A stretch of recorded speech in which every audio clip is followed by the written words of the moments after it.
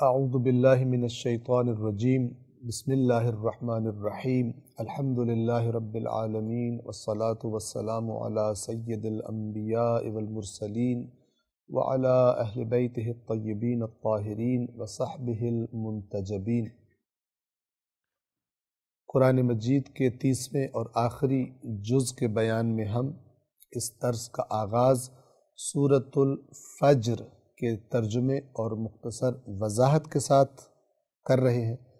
بنام خدائے رحمان رحیم، آیت نمبر 1، والفجر، قسم ہے فجر کی، 2، ولیال عشر، اور 10 راتوں کی، 3، والشفع والوتر، اور جفت اور طاق کی، 4، واللیل اذا یسر، اور رات کی قسم جب وہ جانے لگے، 5، هل فی ذلک قسم لذی حجر،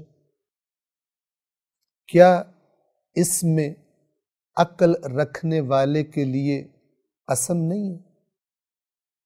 یعنی یہ جن چیزوں کی قسم کھائی گئی ہے صاحب عقل کے لیے کافی نہیں ہے کہ اللہ اتنی چیزوں کی قسم کھا کر کوئی بات کرے؟ واپس آتے ہیں پہلی آیت کی طرف، پہلی، دوسری اور تیسری آیت۔ قسم ہے فجر کی اور 10 راتوں کی اور جفت اور طاق کی۔ جفت کہتے ہیں جس کو انگلش میں مثلاً ایون کہا جاتا ہے، اور طاق یعنی آڈ، مثال کے طور پر 1، 3، 5، 7، 9، یہ انہیں کہا جاتا ہے آڈ نمبرز، اور جن نمبرز کو 2 برابر حصوں میں تقسیم کیا جا سکتا ہے، جوڑا جوڑا گویا کہ وہ ہوتے ہیں، ان کو کہا جاتا ہے ایون نمبرز۔ تو ایون کو جفت کہا جاتا ہے اور آڈ کو طاق کہا جاتا ہے۔ یہ فجر سے اور 10 راتوں سے اور شفع اور وتر سے کیا چیزیں مراد ہیں؟ چند تفاسیر اس کی بیان کی گئی ہیں۔ نزول قرآن کے زمانے کو اگر نگاہ میں رکھا جائے اور جو روایات میں آیا ہے، اس سے مراد، فجر سے مراد تو وہی سورج کے طلوع کرنے کا وقت جسے فجر کہا جاتا ہے۔ طلوع کرنے کا وقت یعنی جو وقت فجر ہے، جب وہ روشنی کا آغاز ہوتا ہے، سورج ابھی بھرپور طلوع نہیں کیا ہوتا، جب نماز فجر کا مثلا وقت ہو جاتا ہے، اس کی قسم۔ 10 راتوں کی قسم سے ایک مراد لی گئی ماہ ذی الحجہ کی پہلی 10 راتیں، اور اسی معنی کو اگر مراد لیا جائے تو شفع اور وتر سے کیا مراد لیا گیا؟ 9ویں اور 10ویں ذی الحجہ کا دن، کہ جو 9ویں کا دن شفع 10ویں کا دن ہے، 10 ذی الحج، اور وتر یعنی وہ ایون نمبر اگر لیا جائے تو وہ 9ویں ذی الحج کا دن ہے۔ 9ویں ذی الحج میں آپ کو معلوم ہے یوم عرفہ ہے، حج کا آغاز ہوتا ہے میدان عرفات سے، اور 10ویں کا دن عید کا دن ہے، رمی جمرات، یعنی پہلے جو سب سے بڑا شیطان ہے اس کی رمی کی جاتی ہے، اور حجاج کرام اس دن قربانی کرتے ہیں اور حلق و تقصیر وغیرہ کرتے ہیں اپنے رمی جمرات اور قربانی کرنے کے بعد۔ اور یہ جو حج کی عبادت تھی، یہ اسلام کے آنے سے پہلے حضرت ابراہیم اور حضرت اسماعیل علیہ السلام کے زمانے سے جاری و ساری تھی، اگرچہ بہت سی شرکیہ رسومات، بت پرستی اور بیہودہ اور لغو قسم کی چیزیں انہوں نے خود سے گھڑ کر عبادت کے نام پر بنا لی تھی مکہ کے کافروں نے۔ حضرت ابراہیم اور حضرت اسماعیل نے کوئی ایسی بات ان کو نہیں کی تھی، انہوں نے نئی نئی رسمیں اور نئے نئے بدعات خود سے گھڑ کر پہلے بت پرستی شروع کی، پھر بتوں کے نام پر خود سے رسومات ایجاد کر کے حج کی شکل بگاڑ لی تھی، لیکن کچھ چیزیں اسی حالت میں موجود تھی۔ تو ان کی یہ جو قسم کھائی جا رہی ہے، یہ گویا توجہ کروائی جا رہی ہے کہ یہ چیزیں گواہی دے رہی ہیں کہ ان چیزوں کی طرف اگر تم توجہ کرو تو تمہاری توجہ ابراہیم و اسماعیل نے جو دعوت دی تھی، دعوت توحید، ان کے پیغام کی طرف ہو جائے گی، ان کے خالق کی طرف ہو جائے گی۔ ایک لفظ کی طرف توجہ فرمائیں، ایک ہوتا ہے تفسیر۔ تفسیر کرنے کا کیا معنی ہے؟ یعنی اس قرآن مجید جب وہ نازل ہوا ہے تو مختلف چیزوں کو دیکھتے ہوئے اس کے معنی کو بیان کرنا کہ اس سے کیا مراد ہے، کیا مراد ہے، واضح کر دینا۔ قرآن مجید چونکہ قیامت تک کے لیے ہے تو ممکن ہے، عین ممکن ہے اور ایسا ہوتا ہے کہ قرآن مجید میں جس چیز کا ذکر کیا گیا ہے بعد کے زمانوں میں آنے والے کسی واقعے پر اس کی تطبیق کی جا سکے۔ وہ تفسیر نہیں ہوتی، وہ کیا ہوتی ہے؟ تطبیق، یعنی اس پر اپلائی ہو جاتی ہے قرآن کی وہ آیات۔ تو تطبیق کے عنوان سے ان آیات کو محرم الحرام کی 10 راتوں پر بھی بعض علماء نے تطبیق کیا ہے کہ شب عاشور کہ جس کے بعد روز عاشور آل رسول اللہ صلی اللہ علیہ وآلہ وسلم اور ان کے اصحاب کو صحرائے کربلا میں انتہائی ظلم اور بربریت کے ساتھ کچھ حیوان نما انسانوں نے، بلکہ انسان نما حیوانوں نے، انہوں نے ذبح کر دیا رسول اللہ کو۔ قرآن نے بنی اسرائیل کے بارے میں یہ کہا کہ یہ انبیاء کو قتل کرتے تھے، حضرت موسیٰ کے بعد جو انبیاء آتے تھے یہ انہیں قتل کرتے تھے، اور اس امت میں اب کوئی نبی تو نہیں آنا رسول اللہ کے بعد، خاتم النبیین ہے، لیکن آل نبی موجود تھی جس کے بارے میں رسول اللہ نے بڑی تاکید کی۔ اذکرکم اللہ فی اہل بیتی، اذکرکم اللہ فی اہل بیتی، اذکرکم اللہ فی اہل بیتی۔ شیعہ سنی کتب گواہ ہے کہ اپنے اہل بیت کے بارے میں بہت شدت سے تاکید کی، لیکن امت نے وہ کام جو بنی اسرائیل حضرت موسیٰ کے بعد اپنے انبیاء کے ساتھ کیا کرتے تھے، اس امت نے وہی کام اپنے نبی کی آل کے ساتھ کیا جن کے بارے میں رسول اللہ شدید ترین تاکید اور نصیحت کر کے گئے تھے۔ ان کو ان کا مقام تو نہ دیا، الٹا ان کو ذبح کر دیا، کسی کو زہر دے دیا، کسی کے بدن کو تیروں اور تلواروں اور پتھروں سے چھلنی کر دیا، اور اس کے بعد اس کو ذبح کر دیا اور اس کے سر کو کاٹ کر نیزوں پر چڑھا لیا، اور اس کی اولاد اور اس کے اصحاب کے سروں کو۔ تو یہ قرآن اگر کوئی پڑھے اور بنی اسرائیل کی حرکتیں دیکھے تو اس امت نے بھی جو اپنے رسول کے احکام کو پامال کیا ہے اس کے لیے ڈھکا چھپا نہیں ہے۔ شرط یہ ہے کہ اس کو یہ نہ رٹایا گیا ہو کہ ہمارے اکابرین کی رائے یہ ہے، بلکہ وہ اکابرین کی دلیل پوچھے، اکابرین کی دلیل پوچھے، نہ کہ اکابرین اور بزرگان کا نام لے کے دھونس سے اسے چپ کرا دیا جائے۔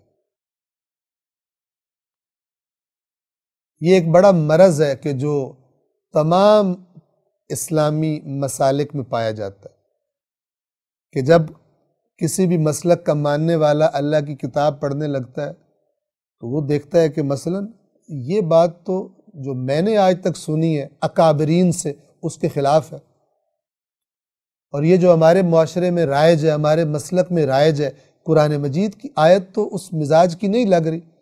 پھر وہ جاتا ہے کسی بزرگ کے پاس، کسی عالم کے پاس کہ قرآن کی آیت میں یہ ہے اور ہمارے یہاں یہ کیوں رائج ہے، ہماری رائے جو ہے، ہمارے مسلک کی رائے فلان مسئلے میں وہ اس کے ساتھ میچ کیوں نہیں کرتی؟ تو پھر اس کو دھونس دی جاتی ہے کہ ہمارے جو اکابرین بزرگان تھے وہ تو فرشتوں سے ملاقاتیں کرتے تھے، ان کو تو خوابوں میں آ کے رسول اللہ رہنمائی کیا کرتے تھے، اور وہ جس طرح قرآن کو جانتے تھے، قرآن کی گہرائیوں کو، تمہاری ہماری تو اوقات ہی نہیں جان سکے۔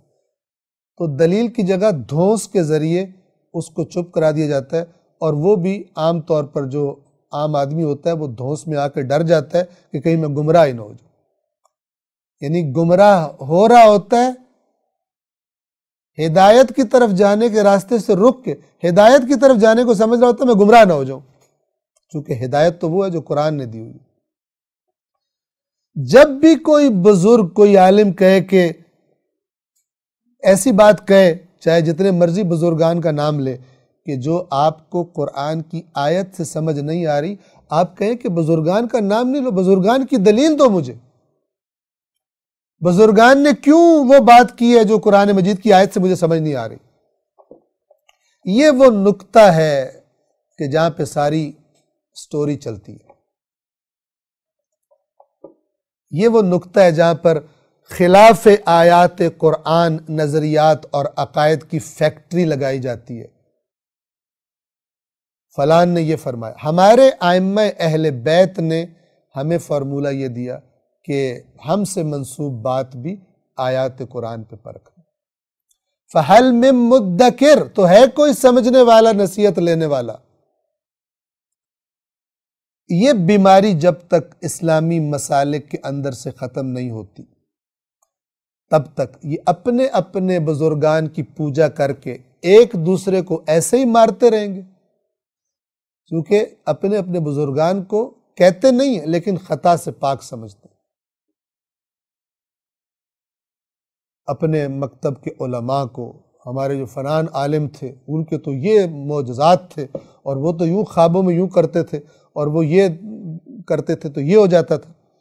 ہر مسلک میں آپ چلے جائیں آپ کو اس قسم کی سٹوریز بے تحاشا مل جائیں گی، اور ان کی پھر دہشت اتنی زیادہ عوام کے ذہنوں میں ڈال دی جاتی ہے کہ عوام پھر قرآن تو ویسے ہی پڑھنے نہیں دیا جاتا، قرآن پہ تو پتہ نہیں کیا کیا لیبل لگائے ہوئے ہیں کہ اس کے تو، جو میں بار بار عرض کرتا ہوں، ایک ایک لفظ کے پتہ نہیں کتنے کتنے معنی ہیں، تمہیں پتہ نہیں کون سا سمجھ آئے، مراد پتہ نہیں کون سا معنی ہو۔ ایک انتہائی بیہودہ ترین بات کہ جس نظریے کی بیہودگی تھوڑا سا بھی قرآن میں کوئی غور کرے اور عقل سے کام لے، یہ جو ہے 70 معنی، اس بات کی بیہودگی کامن سینس بھی استعمال کی جائے تو واضح ہو جاتی ہے۔ لیکن افسوس کہ بڑے بڑے اپنے آپ کو پتہ نہیں کیا کیا القابات لگانے والے اسی کنفیوژن کا شکار کرتے ہیں اللہ کی کتاب کے بارے میں، اپنے عقل سے کام نہ لینے والے پیروکاروں کو اور پیچھے چلنے والوں کو۔ توجہ فرما رہے، تو ہم بات ذرا حاشیے میں چلی گئی، اگرچہ یہ حاشیہ بھی اپنی جگہ پر متن ہے، حاشیہ نہیں ہے، اور وہ یہ کہ آیات قرآن تا قیامت ایسے حوادث پر تطبیق ہو سکتی ہیں کہ جو ان آیات کے اندر جو بات کی گئی ہے محسوس ہو کہ یہ شباہت رکھتے ہیں اس کے ساتھ، کیونکہ آیات قرآن میں بتائی گئی باتیں تا قیامت، لہذا 10 راتوں کی بعض نے تطبیق کی ہے اس محرم الحرام کی 10 راتوں پر کہ جس میں امام حسین علیہ السلام اور ان کی اولاد اور اصحاب کو شہید کیا گیا تھا، آل رسول کو امت نے قتل کر دیا، اور نعرہ کیا لگایا گیا کہ جلدی قتل کرو اور جنت کی خوشخبری لے لو۔ سبحان اللہ۔ آیت نمبر 4، اور رات کی قسم جب وہ جانے لگے، اس سے مراد یہ بھی ہو سکتی ہے، چونکہ اوپر فجر کا ذکر تھا تو فجر سے مراد وہ جب سورج کی روشنی تازہ رات کے اندھیرے سے پھوٹنے لگتی ہے، اور اس کے مد مقابل یعنی اس کے ساتھ ہی کون سا وقت ہوتا ہے؟ رات کی الوداعیگی کا وقت ہوتا ہے، رات جا رہی ہوتی ہے۔ اس میں ایک پیغام ہے کہ یہ جو قرآن آیا ہے، یہ جو رسول اسلام کی دعوت لے کر آیا ہے، یہ جہالت کی رات کے جانے کا وقت ہے اور ہدایت کی فجر کے آغاز کا وقت ہے۔ اور رات کی قسم جب جانے لگے، 5، بے شک اس میں صاحب عقل کے لیے قسم ہے۔ لفظی ترجمہ اس طرح، حل فی ذالک، کیا اس میں قسم، یعنی یہ جو باتیں اوپر قسمیں کھائی گئی، کیا اس میں قسم ہے لذی حجر، صاحب عقل کے لیے؟ اگر ان جو گزارشات میں نے بھی آپ کی خدمت میں عرض کی، ان کی باتوں کی وضاحت کے لیے، ان قسموں کی وضاحت کے لیے، اس کے بعد انسان جو صاحب عقل ہو، ان قسموں سے کافی کچھ اس کو مل جاتا ہے۔ اور اگر پھر بھی کسی کو عقل نہ آئے اور وہ اپنے دنیاوی مال و اقتدار کے نشے میں ہی غرق رہنا پسند کرے، تو اللہ گزشتہ بعض طاقتور قوموں کے عبرتناک انجام کی طرف اشارہ فرما رہا ہے۔ آیت نمبر 6، الم ترى، کیا تو نے نہیں دیکھا، کیف فعل ربک بعاد، کیسا کام کیا تیرے رب نے عاد کے ساتھ۔ قوم عاد یہ حضرت نوح ہی کی اولاد میں سے یہ قوم آئی تھی، قوم عاد۔ 7، ارم ذات العماد، ستونوں والے ارم کے ساتھ تیرے رب نے کیا کیا۔ ارم ایک بہت ہی عالیشان شہر تھا جو قوم عاد نے بسایا تھا اپنے ایک جد کے نام پر، ارم ابن سام ابن نوح علیہ السلام۔ تو یہ ارم کی اولاد تھی قوم عاد کہ جنہوں نے اس کے نام پر شہر بسایا تھا، بڑا شاندار، اور اتنا شاندار کہ یعنی اس کی جو خصوصیت تھی، بڑے بڑے ستونوں پر وہ عمارتیں اس میں کھڑی کی گئی تھی۔ اور اللہ فرما رہا ہے مکے والے کے جو معمولی ان کے مقابلے میں معمولی گھر بنانے کی بھی قدرت نہیں رکھتے تھے، ان سے اللہ تعالیٰ فرما رہا ہے آیت نمبر 8 میں، الَّتِي لَمْ يُخْلَقْ مِثْلُهَا فِي الْبِلَادِ، وہ شہر ارم، ستونوں والا شہر کہ جس کی مثل، جس کی نظیر کسی ملک میں، شہروں میں نہیں بنائی گئی تھی۔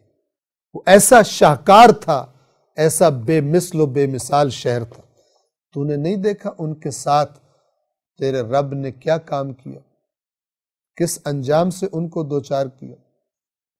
اور پھر قوم سمود، آیت نمبر 9، وَثَمُودَ الَّذِينَ جَابُوا الصَّخْرَ بِالْوَادِ، اور سمود کہ جنہوں نے وادی میں پتھر تراشے تھے، چٹانیں تراشی تھی، اور چٹانیں پتھر تراش کر جو گھر بنایا کرتے تھے۔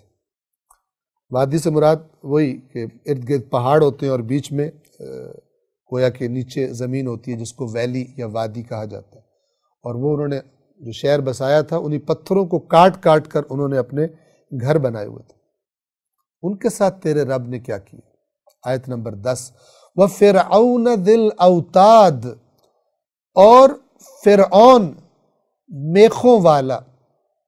اب یہ میخوں والے سے مراد جو بتایا گیا کتب تفاسیر میں، وہ یہ کہ یہ جب کسی کو سزا دیتا تھا تو اس کے ہاتھوں، پیروں اور بدن میں میخیں گاڑ کر، بدن سے گزار کر زمین میں گاڑ دیتا تھا، یا مثلا لکڑی میں جیسے صلیب پر سزا دی جاتی ہے، اس طرح گاڑ دیتا تھا اور سزا دیتا تھا، مار ڈالتا تھا۔ اس کے اس شدید ٹارچر اور عذاب کی طرف اشارہ ہے۔ وہ جو اتنا میخوں والا فرعون تھا، کیا تو نے نہیں دیکھا کہ تیرے رب نے اس کے ساتھ کیا کیا؟ یہ سب لوگ انہوں نے کیا کیا تھا؟ ان کا قصور کیا تھا؟ یہ کیا کیا کرتے تھے؟ مکے والوں اور قیامت تک قرآن مجید پڑھنے والے وہ لوگ کہ جو اللہ کی نافرمانی کے عادی ہیں، سرکش ہیں۔ آیت نمبر 11، الذین طغوا فی البلاد، جنہوں نے شہروں میں سرکشی کی تھی، یعنی جہاں جہاں یہ آباد تھے وہاں یہ سرکشی کا اور نافرمانیوں کا شکار ہو گئے تھے، عاد بھی، سمود بھی، فرعون بھی۔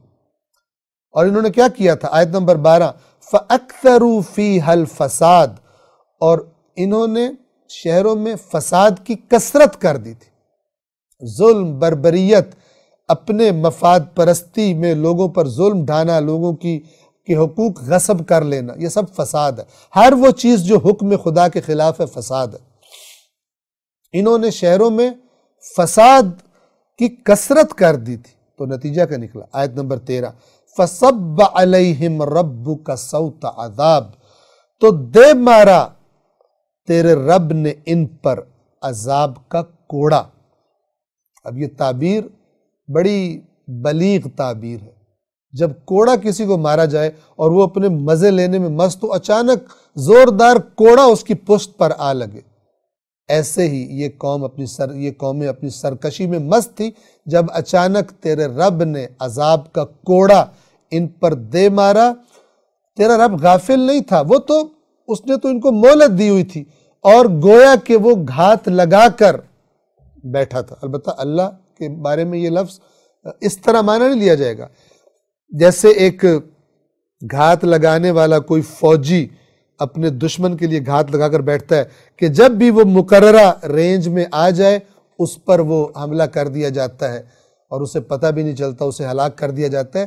اسی طرح تیرے رب نے انہیں مہلت دے رکھی تھی، یہ سمجھ رہے تھے کہ تیرے رب کو پتہ نہیں ہے یا وہ انہیں کچھ کہے گا نہیں، تو وہ تو گویا گھات لگا کر بیٹھا تھا، اور یہ خود چل کر اس جگہ پر آئے سرکشیاں کرتے کرتے جو موقع اور جو وقت ان کے لیے معین کر دیا گیا تھا۔ یقیناً تیرا رب لبالمرصاد، گھات میں ہے یا تاک میں ہے۔ آیت نمبر 15، آیت نمبر 15 اور 16 میں اللہ تبارک و تعالی دو قسم کی آزمائشوں کا ذکر فرما رہا ہے۔ کچھ دیکھ کر بندے کو آزمانا کہ اس نعمت کے ملنے کے بعد ناشکری کرتا ہے یا شکر گزاری کرتا ہے، اطاعت کرتا ہے یا سرکشی کرتا ہے۔ اور ایک دفعہ یہ ہے کہ کوئی چیز جو دی ہوئی تھی وہ واپس لے کر آزمانا۔ اولاد دی ہوئی تھی، آنکھوں کے سامنے اولاد کی موت ہو گئی، آزمائش ہے۔ یہ کیا کرتا ہے؟ یہ خدا کی رضا پر راضی رہتا ہے یا نہیں؟ خدا کے سے جھگڑنے لگتا ہے، الٹے سیدھے جملے بولنا شروع کر دیتا ہے۔ یاد رکھیے، دنیا میں کچھ ملے ہمیں تو بھی آزمائش ہے، اور دنیا میں ہم سے کچھ چھن جائے تو بھی آزمائش ہے۔ دیکھنا یہ ہے کہ آزمائش میں کامیابی کیسے حاصل، اور جو اللہ کوئی چیز چھین لیتا ہے، صحت چھین لیتا ہے، بیماری آ جاتی ہے، پیسہ چھین لیتا ہے، غربت آ جاتی ہے، یہ جب اللہ تعالیٰ کوئی چیز لے کر آزمائش کرتا ہے، کوئی اچھی چیز لے کر آزمائش کرتا ہے، یہ آسان ہوتی ہے۔ جب خداوند عالم نعمتوں کی فراوانی دے کر آزمائش کرتا ہے، یہ زیادہ سخت آزمائش ہے، کیونکہ اس میں بندہ نشے میں غرق ہو جاتا ہے، غافل ہو جاتا ہے۔ وہ سمجھتا ہے مجھ پر تو کرم ہے، آزمائش ہی نہیں سمجھتا۔ ہم لوگ مشکلات کو آزمائشیں سمجھتے ہیں، جبکہ قرآن کیا کانسیپٹ دے رہا ہے؟ دونوں آزمائشیں، دونوں آزمائشیں۔ اچھی طرح ہم اپنے کانسیپٹس کو، اپنے دماغ میں موجود تصورات کو قرآن کے مطابق بنائیں۔ توجہ فرمائیں، آیت نمبر 15، فَأَمَّا الْإِنسَانُ إِذَا مَبْتَلَاهُ رَبُّهُ، تو جب انسان کو اس کا رب مبتلا کرتا ہے، مبتلا یعنی آزمائش کرتا ہے، کیسے؟ فَأَكْرَمَهُ، تو اسے عزت دے دیتا ہے، وَنَعَمَهُ، اور اس کو نعمتیں دے دیتا ہے، فَيَقُولُ رَبِّي أَكْرَمَ، تو وہ کہتا ہے میرے رب نے میرا بڑا احترام کیا، بڑا کرم ہے۔ یہ اکرمن کا لفظ جو ہے، اس کا ترجمہ یہ جو ہم بھی کہتے ہیں بڑا کرم ہے اللہ کا، بڑا کرم ہے۔ یہ بڑا کرم کب کہتے ہیں ہم؟ جب اللہ تعالیٰ کوئی چیز ہمیں دے کر آزماتا ہے، عزت دے کر، نعمتیں دے کر آزماتا ہے۔ اللہ بتا رہا ہے، بندہ کیا بولتا ہے؟ ربی اکرم، کہ میرے رب نے مجھے بڑا کرم کیا، یعنی بڑی مجھے عزت بخشی۔ 16، اور جب اسے آزماتا ہے. کیسے آزماتا ہے؟ وَأَمَّا إِذَا مَبْتَلَاهُ، اور جب اسے آزماتا ہے کیسے، مبتلا کرتا ہے کیسے، فَقَدَرَ عَلَيْهِ رِزْقَهُ، تو اس پر روزی کو، رزق کو تنگ کر دیتا ہے، اللہ تنگ کر کے آزماتا ہے.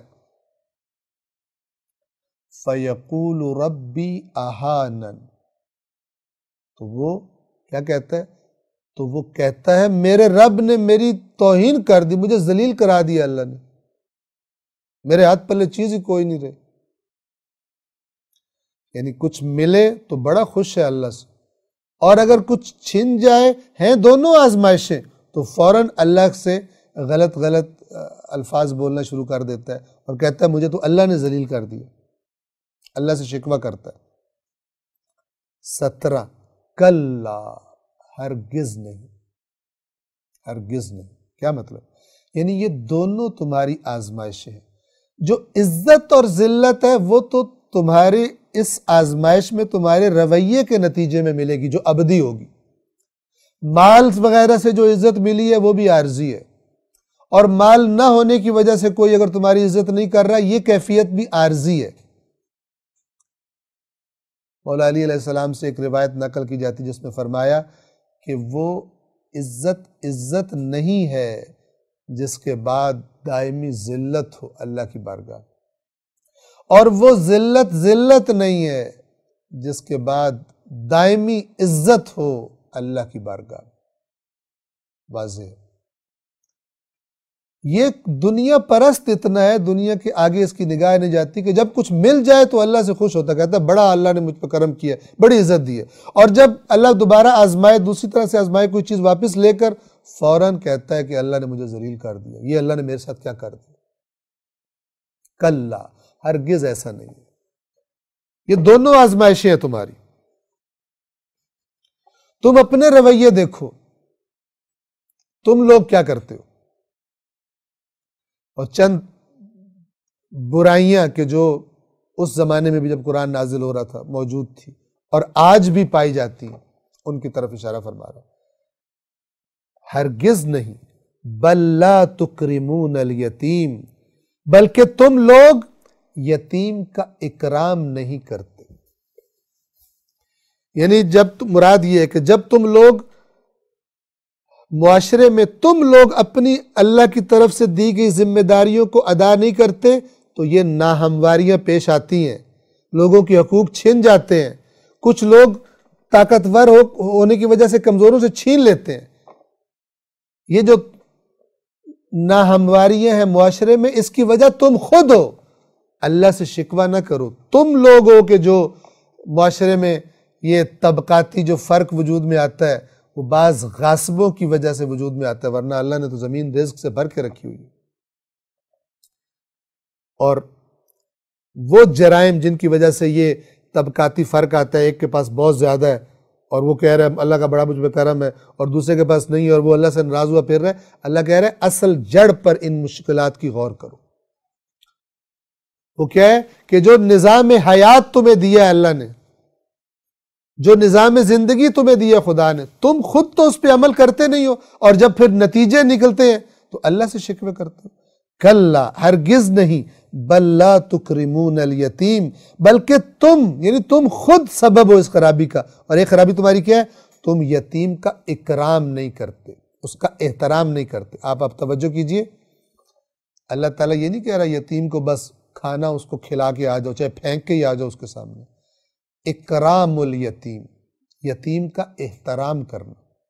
اس احترام میں سب کچھ آ جاتا ہے. اس احترام میں اس سے محبت کرنا، اس احترام میں اس کی عزت نفس کا خیال رکھنا، اس احترام میں اس کی ضروریات کو پورا کرنا، سب کچھ آ جاتا ہے.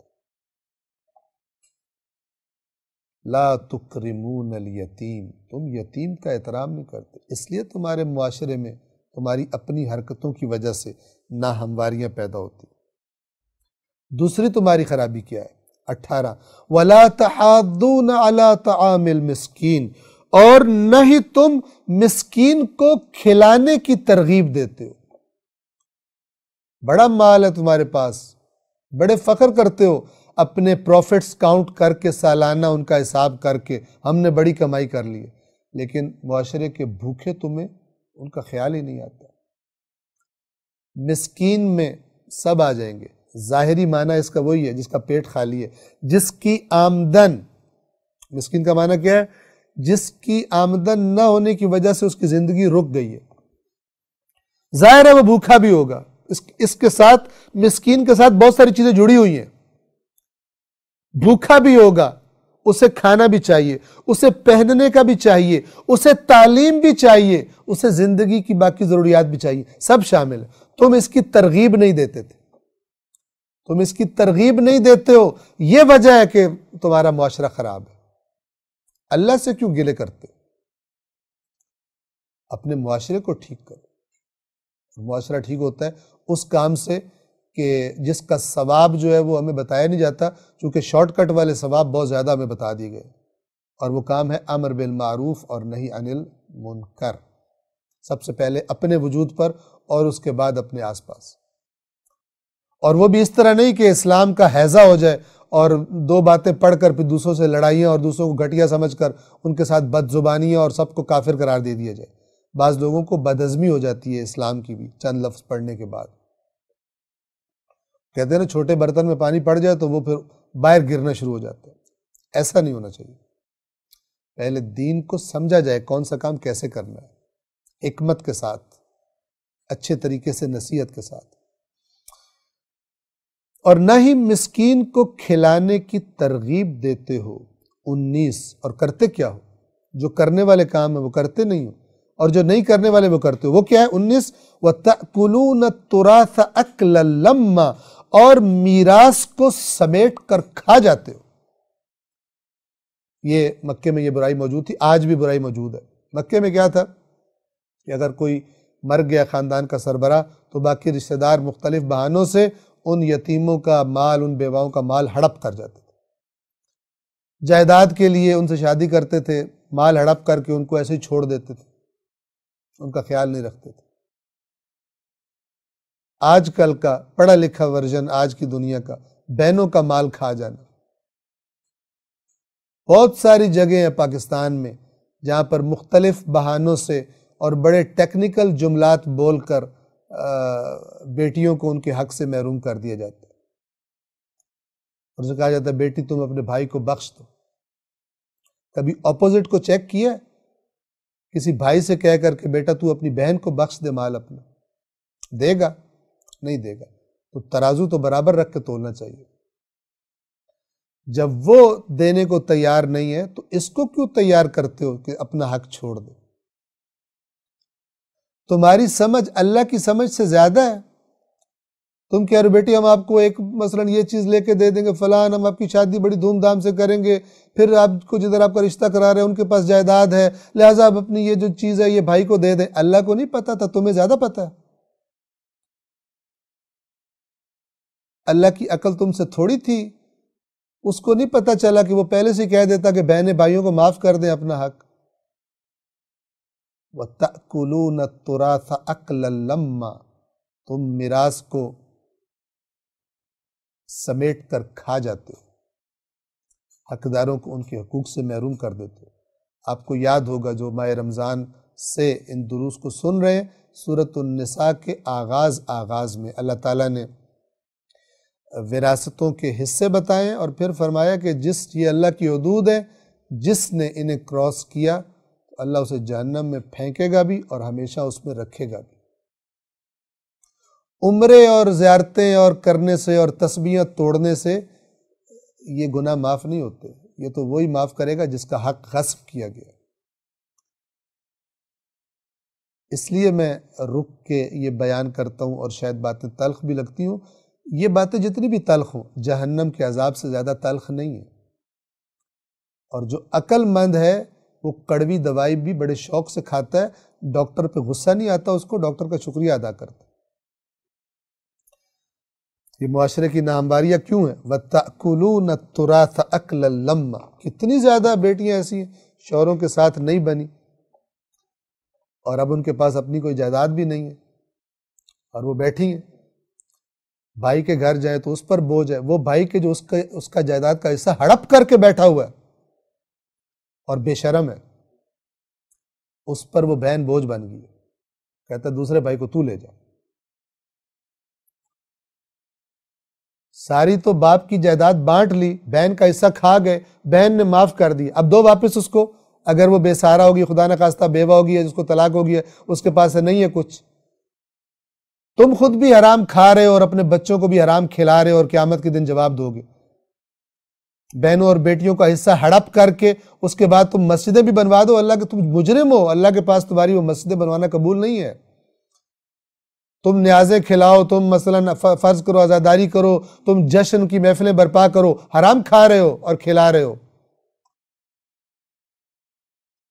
تمہیں اللہ نے اجازت ہی نہیں دی اس مال میں تصرف کرنے کی جس مال کو تم کھا رہے ہو۔ اگر بہن کا حق کھایا ہے، اگر بیٹی کا حق کھایا ہے، توجہ فرما رہے ہیں، تلخ باتیں ہیں لیکن قرآن مجید کی باتیں۔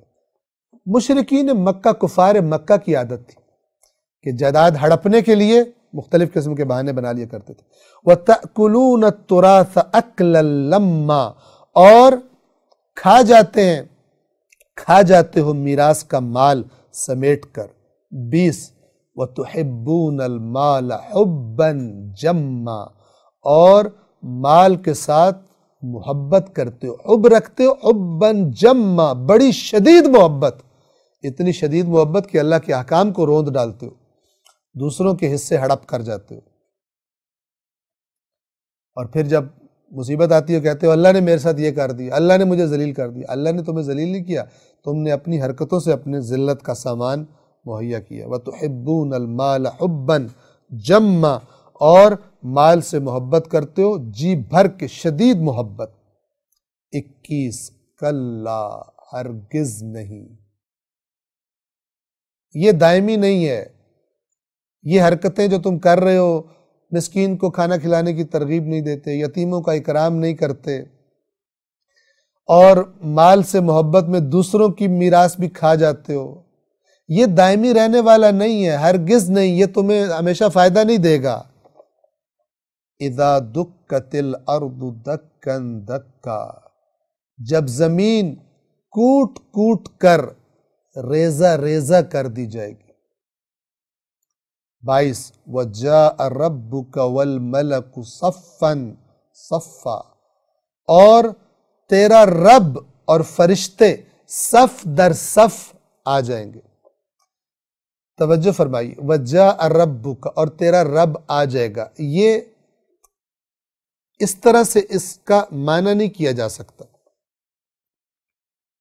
توجہ فرما رہے ہیں، کیوں؟ اس لیے کہ اللہ تعالیٰ فرماتا ہے وَهُوَ مَعَكُمْ أَيْنَمَا كُنْتُمْ، تم جہاں بھی ہو وہ تمہارے ساتھ ہوتا ہے۔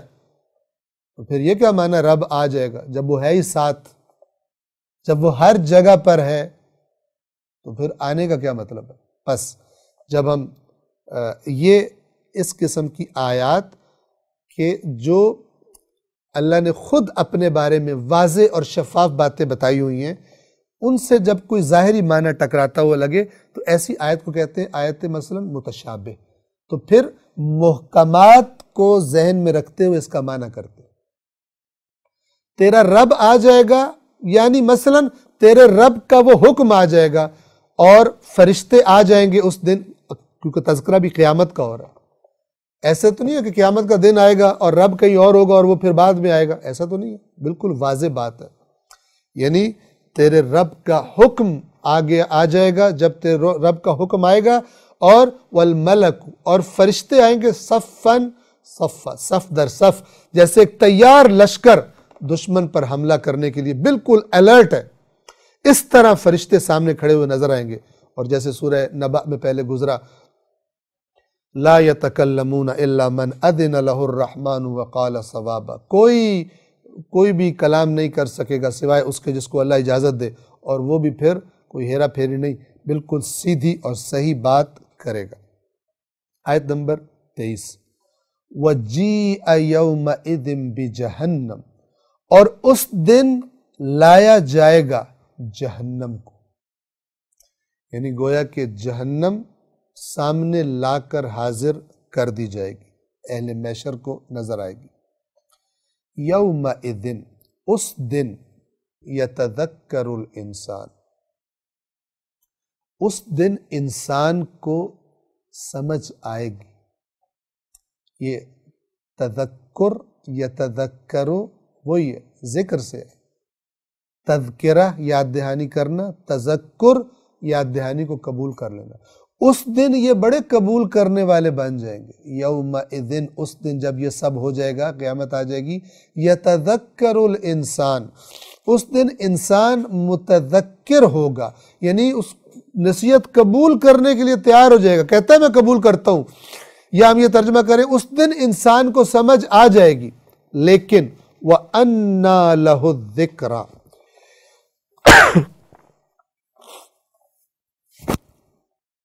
وَأَنَّا لَهُ الذِّكْرَى، لیکن اب کیا فائدہ اس نصیحت کے سمجھنے کا؟ اب کیا فائدہ جو کہہ رہے ہو کہ ہمیں سمجھ آ گئی ہے، ہم بات مانتے ہیں۔ اور جس دن جہنم حاضر کی جائے گی، اس دن انسان متوجہ ہوگا، لیکن اب متوجہ ہونے کا کیا فائدہ؟ اب کہاں سے فائدہ ہوگا متوجہ ہونے کا؟ 24، اور جب یہ پتہ چل جائے گا کہ اب توجہ کرنے کا کوئی فائدہ نہیں ہے، اب قرآن کی آیات یاد آ جائیں، اب نصیحت کرنے والوں کی نصیحتیں یاد آ جائیں اور کہے کہ اب مجھے سمجھ آ رہی ہے، تو اب فائدہ نہیں ہوگا۔ تو پھر منہ سے کیا نکلے گا جب یہ پتہ چل جائے گا اب فائدہ کوئی نہیں ہے؟ آیت نمبر 24، یقول، کہے گا، اب کس حالت میں کہے گا؟ چیخ کر کہے گا، تڑپ کر کہے گا، رو کر کہے گا، اندازہ لگایا جا سکتا ہے۔ مختلف کیفیتیں ہیں جو اس پچھتاوے کے وقت انسان پر طاری ہوں گی۔ جملہ کیا بولے گا؟ یا لیتنی، اے کاش، قدمت لحیاتی، اپنی اس زندگی کے لیے میں نے آگے بھیجا ہوتا، یعنی اعمال صالح میں نے بھیجے ہوتے اس زندگی کے لیے۔ میں تو بڑا انویسٹر تھا، ادھر میں نے بڑی انویسٹمنٹس کی تھی، بڑے پروفٹ کماتا تھا، کاش میں نے یہاں بھی انویسٹمنٹ کی ہوتی۔ یقول یا لیتنی، کہے گا اے کاش، قدمت لحیاتی، میں نے آگے بھیجا ہوتا اپنی اس زندگی کے لیے۔ حیاتی، میری زندگی، یہ میری پچھلی زندگی تو ہوگی ختم، اب تو حیات ہے ہی یہی، لیکن اس کے لیے کچھ میں نے آرام و آسائش کا سامان آگے بھیجا ہوتا، انویسٹ کیا ہوتا۔ یہ انویسٹمنٹ کو قرآن کیا کہتا ہے؟ من ذا الذی یقرض اللہ قرضا حسنا، کون ہے جو اللہ کو قرض حسنہ دے؟ وانفقوا فی سبیل اللہ، اللہ کے راستے میں خرچ کرو۔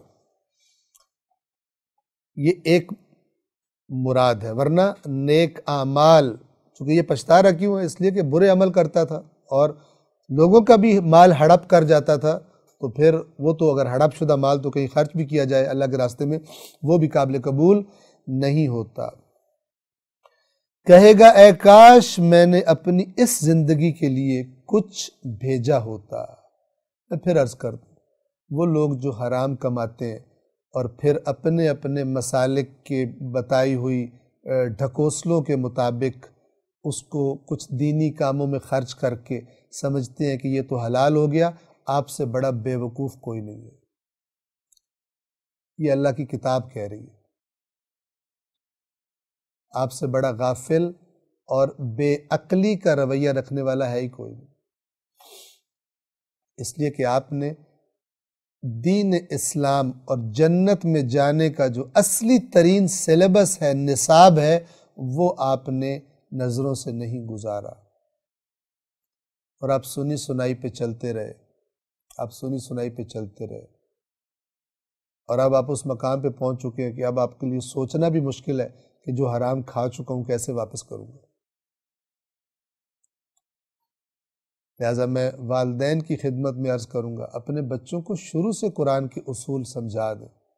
یہ آپ کے سامنے میں ترجمہ پڑھتا ہوں، تھوڑے بہت الفاظ تبدیل کر کے وضاحت کرتا ہوں، اس میں سے 30 معنی کوئی نکال کے دکھائے، اس آیت سے یہ مراد نہیں ہے، وہ مراد ہے تو وہ مراد ہے، نہیں نکلتے، ایک ہی معنی نکلتا ہے۔ اور وہ معنی یہ ہے کہ بے ایمان جو بے ایمان ہے وہ توبہ کرے، حرام خور توبہ کر لے۔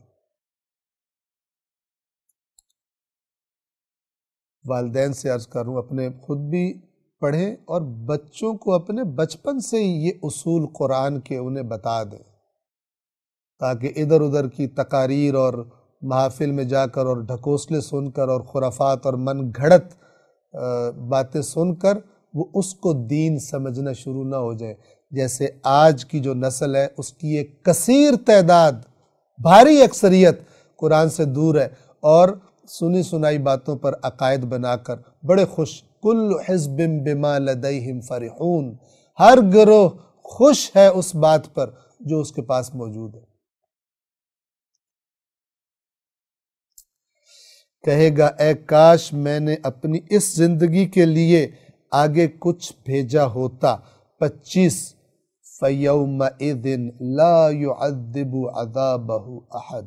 اب اللہ خبردار فرما رہا ہے اس دن کہ دنیا میں دنیا میں اگر تمہارے پاؤں میں کانٹا بھی چبھ جائے، تکلیف تھوڑی سی بھی ہو جائے تو تم سے برداشت نہیں ہوتی، فوراً اس تکلیف کا مداوع کرنے کے لیے کوشش کرتے، اور دنیا کے تم سخت سے سخت سزا، ٹارچر، تکلیف کا تصور کر لو، اس سے بڑھ کر عذاب دے گا اللہ قیامت کے دن، ایسا عذاب دے گا کہ کسی نے ایسا عذاب کسی کو نہیں دیا ہوگا۔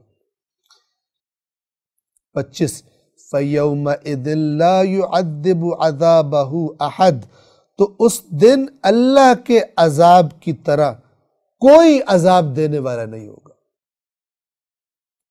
وَلَا يُوثِقُ وَثَاقَهُ أَحَدٌ، اور اللہ کی طرح پکڑ میں لینے والا کوئی نہیں ہوگا۔ یعنی نہ تم نے ایسی گرفت کبھی دیکھی ہوگی جس طرح اللہ اس دن گرفت میں لے گا، اور نہ تم نے اتنا بڑا عذاب دیکھا ہوگا جس عذاب کا شکار اس دن قیامت کے دن اللہ کے نافرمان ہوں گے۔ یونیک ہوگا وہ،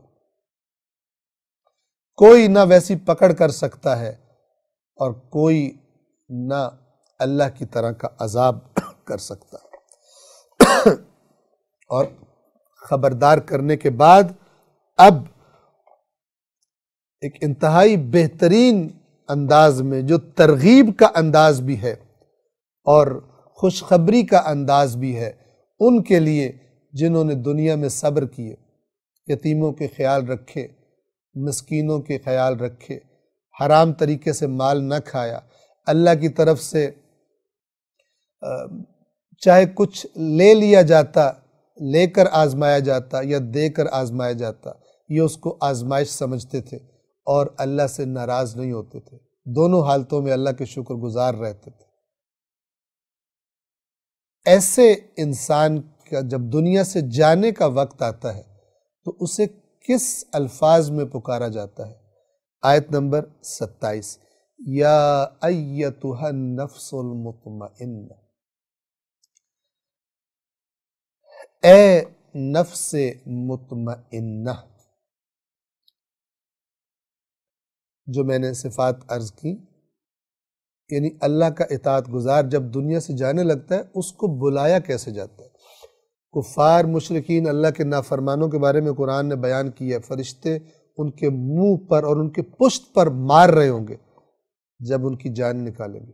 یضربون وجوہہم وادبارہم، چہروں پر بھی ماریں گے اور پشت پر بھی ماریں گے اور ان کی جانیں اس طرح نکال رہے ہوں گے۔ لیکن جب ایک حقیقی مومن کی جو اللہ کا اطاعت گزار رہا وقت موت آئے گا، اس کو کس طرح پکارا جائے گا؟ اللہ کی طرف سے، یا ایتھا النفس المطمئنہ، اے وہ نفس کہ جو نفس مطمئنہ ہے، مطمئن اطمینان والا ہے۔ 28 ارجعی، واپس لوٹا، تجھے ایک محدود مدت کے لیے میں نے دنیا میں بھیجا تھا، جیسا میں نے تجھے دیکھنا چاہا تھا مختلف آزمائشوں میں تو نے ویسا ہی کیا، اب مصیبتوں کا وقت ختم ہو گیا۔ ارجعی، تو میری طرف لوٹ آ، ارجعی الی ربک، اپنے رب کی طرف واپس لوٹ آ راضیتن، کس حالت میں، کیفیت کیا ہے، راضیتن وہ تجھ سے راضی ہے، مرضیتن تو اس سے راضی، راضیتن تو اس سے راضی، مرضیتن وہ تجھ سے راضی، تیرا رب تجھ سے راضی ہے اور تو اپنے رب سے راضی ہے، اس کیفیت میں اب تو واپس لوٹا۔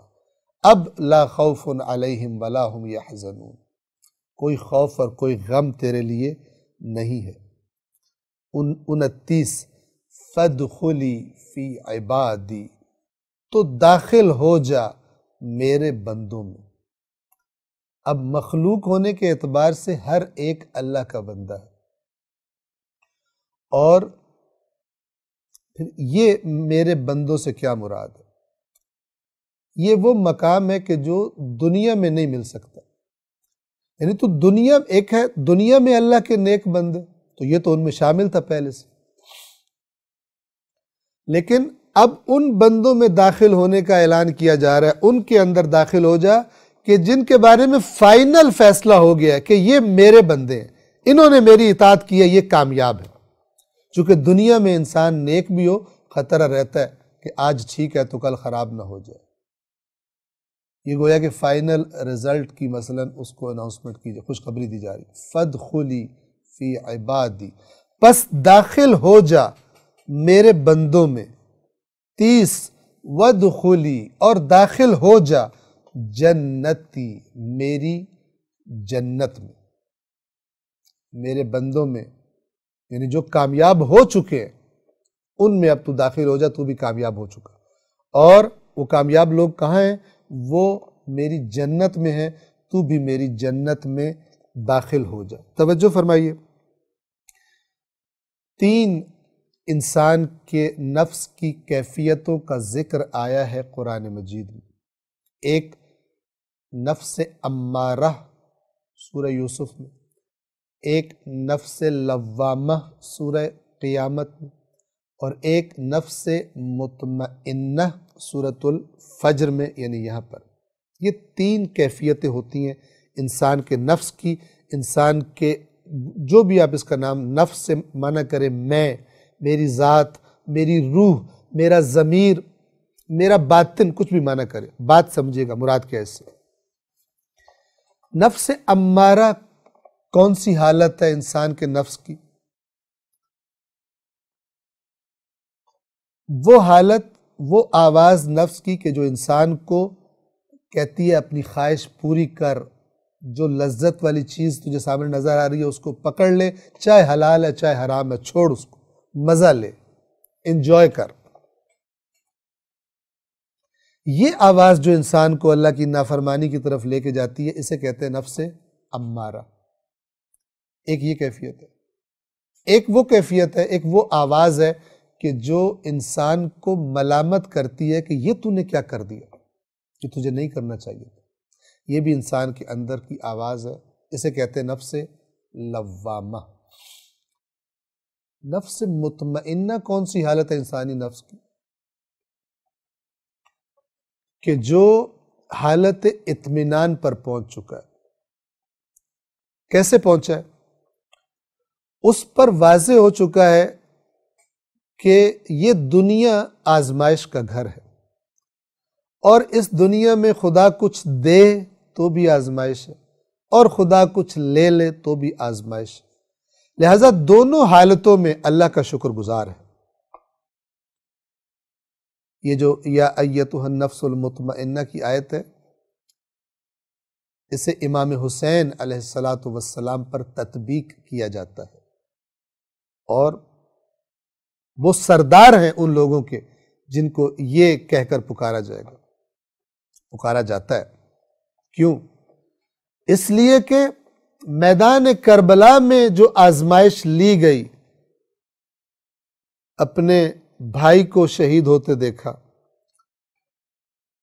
بھائیوں کو، اپنے بچوں کو، جوان بچوں کو، کم سن 6 ماہ کے بچے کو اپنے ہاتھوں پر تڑپتے ہوئے دیکھا، لیکن اللہ سے کوئی شکوہ نہیں کیا کہ یا اللہ جو میرے ساتھ ہو رہا ہے وہ نہیں ہونا چاہیے تھا. کیا فرماتے تھے؟ رضن بقضائہ و تسلیما لامرہ،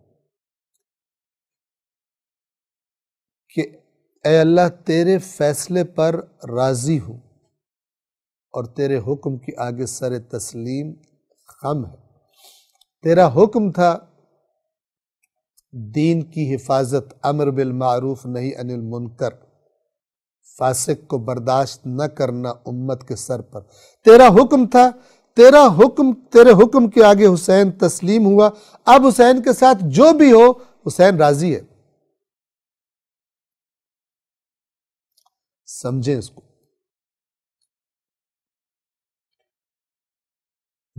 یا ایتھا النفس المطمئنہ، حالت اطمینان میں ہے. یہ ضرور ہے کہ اگر بچہ آنکھوں کے سامنے شہید ہوگا آنکھوں سے آنسو آئیں گے، گریہ ہوگا، لیکن اللہ سے ناراضگی کا شائبہ بھی نہیں ہے. اگر کسی جاہل کے منہ سے کسی تقریر میں آپ ایسی بات سنیں تو آپ کو پتہ ہونا چاہیے کہ یہ جہلا بعض اوقات لوگوں کو زیادہ رلانے وغیرہ کے لیے اپنے پاس سے جو جھوٹ تراشتے ہیں اور ایسی باتیں کرتے ہیں جو ائمہ اہل بیت کی عظیم نمونہ صبر اور نمونہ استقامت جو شخصیات ہیں ان کی شخصیات سے میل نہیں کھاتی ایسی باتیں، وہ یہ اپنے مسائل کی وجہ سے ان کو اضافہ کرنا پڑتا ہے. ائمہ پاک ہیں ان چیزوں سے. ائمہ تو ان صفات کے حامل ہیں جو قرآن نے بتائی ہیں.